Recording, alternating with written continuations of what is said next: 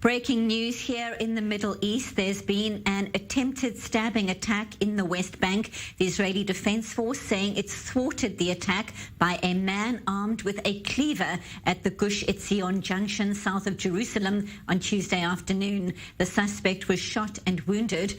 The head of the Gush Etzion Council, Shlomo Ne'eman, condemning the incident a short while ago. For us, the response of the settlement movement is always a continuation of the settlements.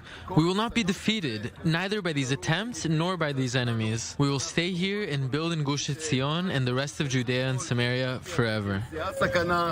For the latest on this breaking news story, we bring in our defense correspondent Daniel TSEMACH. He joins us live from Tel Aviv.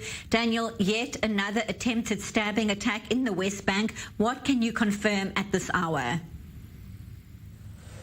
Well, Benita, we're talking about, as you mentioned, an attempted stabbing attack.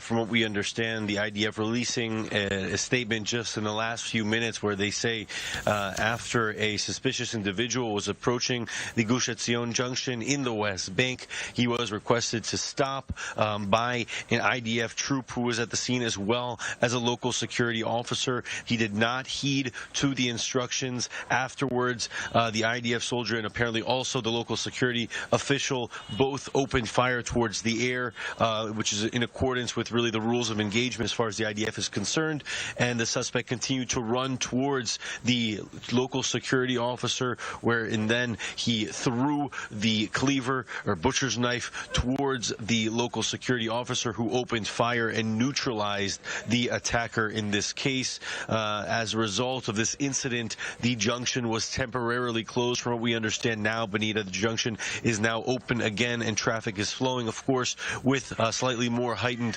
presence there of Israeli security forces. The Gush Etzion junction, time and time again, has been the site of terrorist and violent incidents throughout recent years. So definitely there is a familiarity with these sort of attacks when it comes to this area, a major junction within the West Bank, as you mentioned, Benita, just outside Jerusalem.